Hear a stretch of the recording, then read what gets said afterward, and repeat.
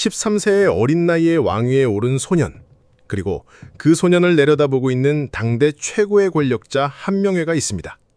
그런 세조의 책사이자 조선 최고의 정치가였으며 자신의 딸 공해왕후를 성종의 왕비로 들여보낸 국왕의 장인이기도 했습니다. 어린 국왕에게 한명회는 정치적으로도 가족관계로도 가장 넘기 어려운 거대한 산이었습니다. 성종이 왕이 되자 한명회는 막강한 정치적 기반과 사적인 인맥을 바탕으로 국정을 좌우하며 어린 왕에게 강한 영향력을 행사했습니다. 조선 최고의 실세와 어린 왕의 숨막히는 기싸움. 조선을 완벽하게 다스렸지만 정작 자신의 삶과 가족은 지키지 못했던 왕, 성종의 진짜 이야기가 여기서 시작됩니다. 사실 성종, 즉 이혈의 직위는 정통성 면에서 결코 탄탄한 편은 아니었습니다.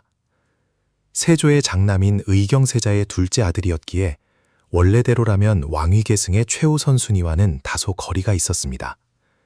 하지만 숙부 예종이 즉위한 지 1년여 만에 승하하자 왕실의 최고 어른이었던 정의왕후와 당대 최고의 권력자 한명회를 비롯한 대신들은 형 월산대군과 예종의 어린 아들을 제치고 성종을 새로운 국왕으로 선택합니다.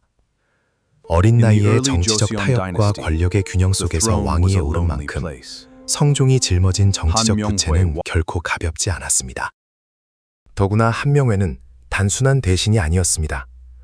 자신의 딸 공해왕후를 성종의 왕비로 들여보낸 국왕의 장인이기도 했습니다. 정치적으로도 가족관계로도 한명회는 어린 성종이 쉽게 거스를 수 없는 절대적인 존재였습니다. 세조를 왕으로 만든 1등 공신이자 조정을 장악한 최고 실세, 그리고 국왕의 장인이라는 위치까지 갖춘 한명회 앞에서 성종이 성급하게 칼을 빼드는 것은 곧 자신의 왕권을 흔드는 일이 될 수도 있었습니다. 한명회는 자신이 세운 국왕을 훈육하듯 막강한 영향력을 행사했습니다. 비록 저택정치라는 표현을 그대로 적용하기에는 조심스러운 면이 있지만 한명회는 자신의 정치적 기반과 사적인 인맥을 바탕으로 조정 안팎에 막대한 영향력을 행사하며 어린 국왕을 사실상 정치적으로 이끌려 했습니다. 그러나 성종은 정면으로 충돌하는 길 대신 숨을 죽이고 때를 기다렸습니다. 대신 성종은 학문 토론회이자 정책회의인 경연을 대폭 활성화했습니다. 성종은 재위 25년 동안 무려 2,000회가 넘는 경연을 열었습니다. 이는 단순히 학문을 좋아했기 때문만은 아니었습니다. 신하들이 사적인 인맥과 권력관계 속에서 국정을 좌우하는 것이 아니라 조정이라는 공적인 제도 안에서 국왕과 신하들이 정책을 논하도록 만들기 위한 고도의 정치 전략이었습니다. 어린 국왕은 칼이 아니라 제도를 무기로 선택했던 것입니다. 이 전략은 조금씩 효과를 거두기 시작했습니다. 성종은 서두르지 않았습니다. 한명회의 권위를 정면으로 부정하지도 않았고 공신 세력을 무리하게 숙청하지도 않았습니다. 대신 한명회 측근 세력을 하나씩 견제하며 인사권을 국왕에게 되돌려 놓았고 원상 중심으로 움직이던 전국을 점차 국왕 중심의 운영체제로 바꾸어 나갔습니다. 한명회가 노년에 접어들면서 그의 정치적 영향력은 점차 약해졌고 성종은 그를 끝까지 최고 원로로 예우했습니다. 그러나 예우는 끝까지 지켰지만 실제 국정 운영의 주도권은 조금씩 국왕에게 넘어오기 시작했습니다. 명분은 모두 세워주되 실권은 차근차근 회수한 것입니다. 결국 성종은 피 한 방울 흘리지 않고 조선 최고의 권력자였던 한명회의 시대를 조용히 마무리했습니다. 숙청도 대규모 피바람도 없었습니다. 대신 제도와 명분 그리고 긴 시간을 무기로 삼아 권력을 국왕에게 되돌려 놓았습니다. 이것이 바로 훗날 성종이 제도로 나라를 다스린 왕이라는 평가를 받게 되는 정치의 시작이었습니다. 성종의 진짜 업적은 이때부터 시작됩니다. 어린 나이에 정치적 타협 속에서 왕위에 오른 성종은 누구보다 왕권의 불안함을 잘 알고 있었습니다. 그래서 그는 사람의 힘보다 제도의 힘이 오래간다는 사실을 일찍 깨달았습니다. 공신 개인에게 의존하는 나라가 아니라 법과 제도가 나라를 움직이는 국가를 만들고자 했던 것입니다. 그 결실이 바로 1485년 반포된 조선의 기본 법전, 경국대전이었습니다. 세조 때부터 편찬이 시작된 경국대전은 성종대에 이르러 마침내 최종 완성되었고, 이를 반포함으로써 조선 500년을 지탱할 법치주의의 기틀이 마련됩니다. 왕이 바뀌어도 법은 남고, 권력자가 달라져도 국정은 흔들리지 않는 나라. 성종은 자신이 꿈꾸던 이상적인 국가의 틀을 하나씩 완성해 나가기 시작했습니다. 또한 한명회와 같은 훈구 대신들의 독주를 견제하기 위해 김종직을 중심으로 한 신진사림을 적극 등용했고, 홍문관을 정비하고 기능을 크게 강화했습니다. 홍문관은 단순히 학문을 연구하는 기관이 아니었습니다. 경연을 주관하고 왕에게 정책을 자문하며 유교적 정치 이념을 국정에 반영하는 핵심 기관이었습니다. 성종은 이곳을 통해 젊은 사림들을 국정의 중심으로 끌어들이며 훈구 세력에 맞설 새로운 정치적 기반을 마련했습니다. 하지만 이 선택은 훗날 성종 자신에게도 커다란 부담으로 돌아옵니다. 사림과 대간들은 왕이 자신들을 발탁해준 은혜에 보답하기보다 오히려 성종의 일거수일투족을 유교적 기준으로 더욱 엄격하게 평가하기 시작했습니다. 왕이라 하더라도 예를 어기면 직언했고, 작은 실수 하나도 서슴없이 간쟁했습니다. 성종이 권력을 강화하기 위해 키워낸 언론과 비판의 기능은 점차 국왕 자신을 향하기 시작한 것입니다. 왕은 성인이어야 한다. 사림이 추구한 이상적인 군주의 모습은 단순한 정치적 구호가 아니었습니다. 국왕은 사사로운 감정도, 인간적인 욕망도 드러내서는 안 되며 언제나 유교적 도덕의 모범이 되어야 한다는 엄격한 기준이었습니다. 아이러니하게도 성종이 왕권을 안정시키기 위해 키워낸 사림과 대간은 훗날 성종 자신의 통치적 자유를 가장 강하게 제약하는 존재가 됩니다. 권력을 견제하기 위해 만든 제도가 결국 왕 자신까지 끊임없이 견제하는 부메랑이 되어 돌아온 것입니다. 그러나 성종은 이를 억압하지 않았습니다. 오히려 왕이 신하들의 비판을 받아들이는 것 또한 유교 정치의 중요한 원칙이라고 생각했습니다. 그것이 이상적인 성군의 길이라고 믿었기 때문입니다. 하지만 바로 그 완벽함을 향한 집념이 훗날 성종의 사적인 삶과 궁궐 안에서 돌이킬 수 없는 비극을 만들어내기 시작합니다. 국정에서는 완벽함을 기했던 성종이었지만 가부장적 유교 질서를 궁궐 내부에까지 이식하는 과정에서는 돌이킬 수 없는 비극이 발생합니다. 바로 연산군의 친무이자 조선 역사상 가장 논란이 많은 인물 가운데 한 명인 패비 윤씨 사건입니다. 당시 성종과 인수대비는 조선 사회 전반의 유교적 도덕관을 확립하려 노력하고 있었습니다. 국왕뿐만 아니라 왕비 역시 백성들에게 모범이 되는 존재여야 했고, 왕실은 누구보다 엄격한 유교적 윤리를 실천해야 한다는 분위기가 점차 강해지고 있었습니다. 그러나 왕비 윤 씨는 당차고 자기 주장이 분명한 인물이었습니다. 성종의 잦은 후궁 방문으로 부부 갈등은 점점 깊어졌고, 궁궐 안의 긴장감도 날이 갈수록 커져갔습니다. 조선왕조실록에는 윤 씨의 처소에서 비상과 방중술 관련 서적이 발견되었다는 기록이 전해집니다. 또한 윤 씨가 성종의 얼굴에 손톱 자국을 남기는 사건이 벌어졌고, 이것이 결정적인 계기가 되었다고 기록하고 있습니다. 당시 조정에서는 왕비의 행동이 국모의 품위를 크게 훼손했다는 비판이 거세게 일어났습니다. 하지만 이 사건을 바라볼 때 우리가 반드시 기억해야 할 점이 있습니다. 오늘날 역사학계에서는 이 사건을 단순히 실록의 기록만으로 판단해서는 안 된다는 견해도 적지 않습니다. 실록에는 성종과 인수대비, 대신들의 주장은 비교적 자세히 남아있지만 정작 윤 씨 자신의 목소리와 변론은 거의 기록되어 있지 않습니다. 다시 말해 오늘날 우리가 접하는 기록은 승자의 시선으로 정리된 정치 기록이라는 한계를 함께 가지고 있는 것입니다. 그럼에도 당시 성종이 처한 입장은 결코 단순하지 않았습니다. 한 나라의 국왕이자 유교 국가를 이끌어야 하는 군주로서 왕비의 행동을 개인의 부부싸움으로만 넘길 수 없다고 판단했기 때문입니다. 왕실의 권위와 유교적 질서를 지켜야 한다는 정치적 책임은 성종을 더욱 엄격한 선택으로 몰아갔습니다. 결국 성종은 신하들의 강렬한 반대와 여러 차례의 논의 끝에 윤 씨에게 사약을 내립니다. 유교적 질서를 바로 세운다는 명분 아래 내려진 결정이었지만 결과적으로는 자신의 아내를 정치적으로 제거하는 선택이 되고 말았습니다. 국왕으로서는 국가의 질서를 선택했지만 한 인간으로서는 가장 가까운 가족을 잃는 비극을 스스로 만들어낸 셈이었습니다. 그러나 성종이 국가를 위해 내렸다고 믿었던 이 결정은 결코 그 시대에서 끝나지 않았습니다. 훗날 어린 연산군은 어머니가 폐위되고 사약을 받았다는 사실을 알게 됩니다. 그리고 궁궐 깊숙이 숨겨져 있던 어머니의 피 묻은 적삼은 연산군의 마음속에 평생 지워지지 않는 상처로 남게 됩니다. 성종이 유교 국가를 완성하기 위해 내렸던 가장 냉정한 결정은 아이러니하게도 훗날 조선을 피로 물들이는 폭군 연산군을 탄생시키는 가장 비극적인 씨앗이 되고 말았습니다.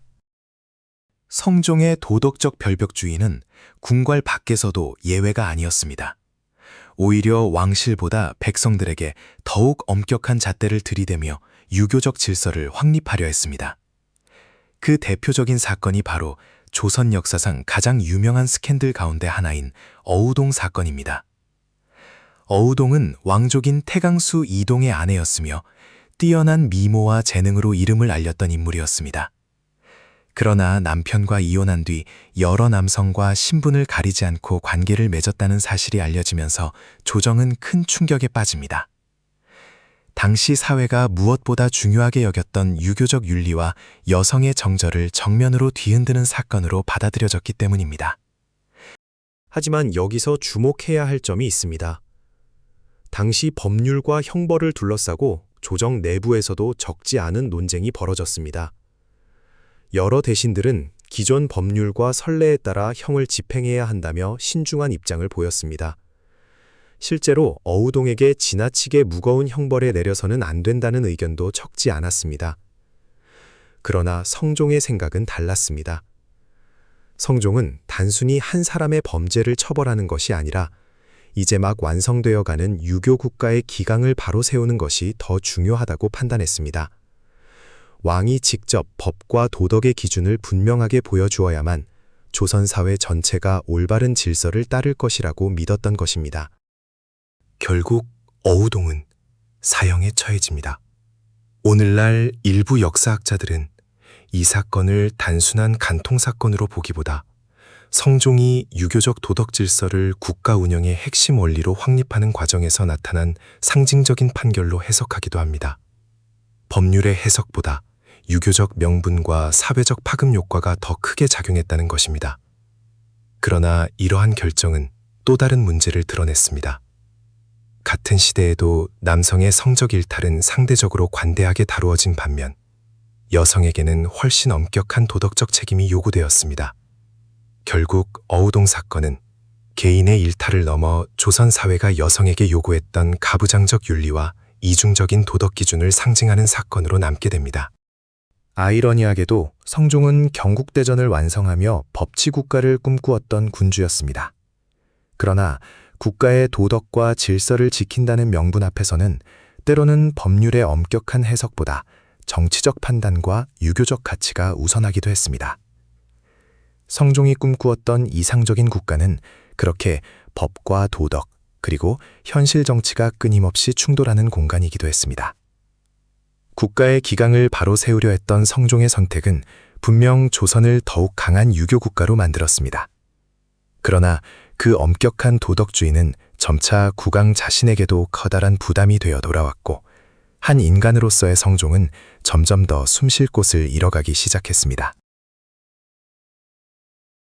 낮에는 대간들의 끊임없는 간쟁 속에서 완벽한 유교적 성군이 되기를 요구받고 밤에는 누구보다 엄격한 도덕적 기준을 스스로에게 적용해야 했던 국왕.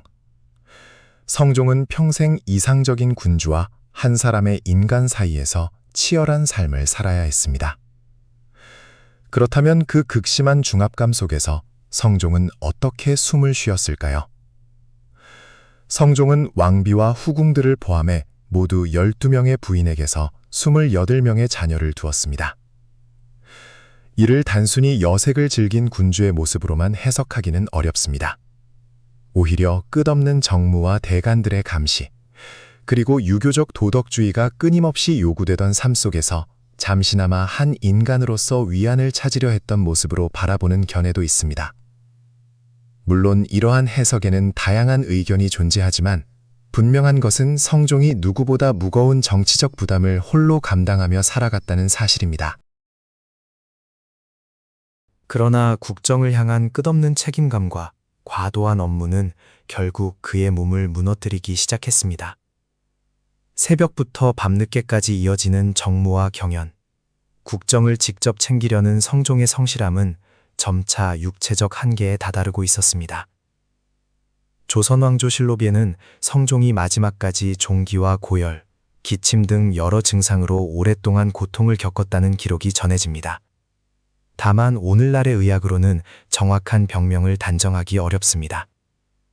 여러 질환이 복합적으로 나타났을 가능성이 제기될 뿐 성종의 정확한 사인은 지금도 명확하게 밝혀지지 않았습니다. 결국 성종은 1494년 38살이라는 젊은 나이에 세상을 떠나고 맙니다. 누구보다 완벽한 국가를 만들기 위해 평생을 바쳤던 군주였지만 정작 자신의 삶은 너무도 짧았습니다. 그러나 성종이 남긴 문제는 그의 죽음과 함께 끝나지 않았습니다. 왕권을 안정시키기 위해 견제했던 훈구 세력의 정치적 기반은 여전히 조정 곳곳에 남아 있었습니다. 그리고 유교적 질서를 지킨다는 명분 아래 사약을 내렸던 패비 윤 씨의 죽음은 궁궐 깊숙이 묻혀 있었지만 결코 사라지지 않았습니다. 훗날 연산군은 어머니의 죽음에 관한 진실을 알게 되었고 피가 스며든 적삼 앞에서 분노를 억누르지 못했습니다. 그 순간부터 성종이 평생 공들여 세운 제도와 질서는 조금씩 흔들리기 시작했습니다. 완벽한 법과 제도는 있었지만 사람의 마음까지 다스릴 수는 없었습니다.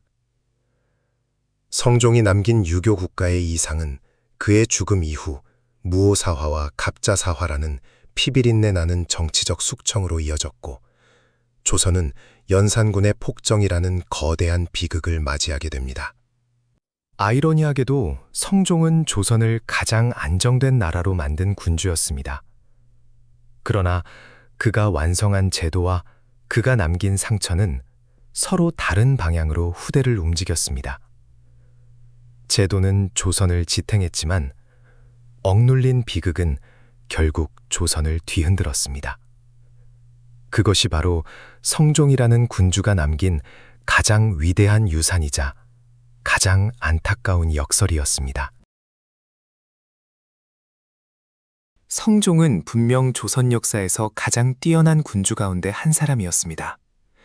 그는 어린 나이에 정치적 정통성의 한계를 안고 왕위에 올랐지만 칼이 아닌 제도로 권력을 되찾았습니다. 한명회라는 거대한 권력자를 정면으로 쓰러뜨리지 않고도 왕권을 안정시켰고 경국대전을 완성해 조선 500년을 지탱할 법치국가의 기틀을 마련했습니다. 또한 경연을 활성화하고 홍문관을 정비했으며 신진사림을 등용해 나라를 사람이 아닌 제도로 움직이는 국가로 바꾸어 나갔습니다. 하지만 완벽한 국가를 만들겠다는 그의 신념은 점차 자신에게도 가장 엄격한 잣대가 되었습니다. 유교적 질서를 지키기 위해 완비 윤 씨를 끝내 폐위하고 사약을 내렸고 국가의 도덕을 바로 세운다는 명분 아래 어우동 사건에서는 누구보다 엄격한 판결을 선택했습니다.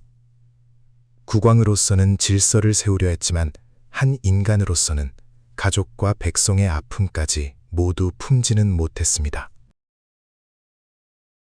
그리고 성중이 미처 헤아리지 못했던 그 상처는 그의 죽음 이후 조선을 뒤흔드는 거대한 비극으로 되돌아왔습니다. 억울하게 죽은 어머니의 진실을 알게 된 연산군은 분노를 억누르지 못했고 성종이 평생 공들여 세운 제도와 질서는 피비린내 나는 사화 속에서 심하게 흔들리기 시작했습니다. 아이러니하게도 성종은 조선이라는 국가를 가장 안정적으로 완성한 군주였습니다. 그러나 국가를 완성하는 데 쏟았던 그의 모든 노력은 정작 자신의 삶과 가장 가까운 가족에게는 깊은 상처를 남기고 말았습니다. 역사는 성종을 성군이라 기억합니다. 그 평가는 결코 틀리지 않았습니다. 그러나 우리는 한 가지 질문을 더 던져볼 필요가 있습니다. 과연 완벽한 국가를 만드는 것이 한 사람의 행복보다 더 중요했던 것일까요? 국가를 완성했지만 자기 삶은 완성하지 못했던 왕. 조선을 가장 안정된 나라로 만들었지만 다음 시대의 비극까지 막지는 못했던 군주. 그가 바로 성종이었습니다.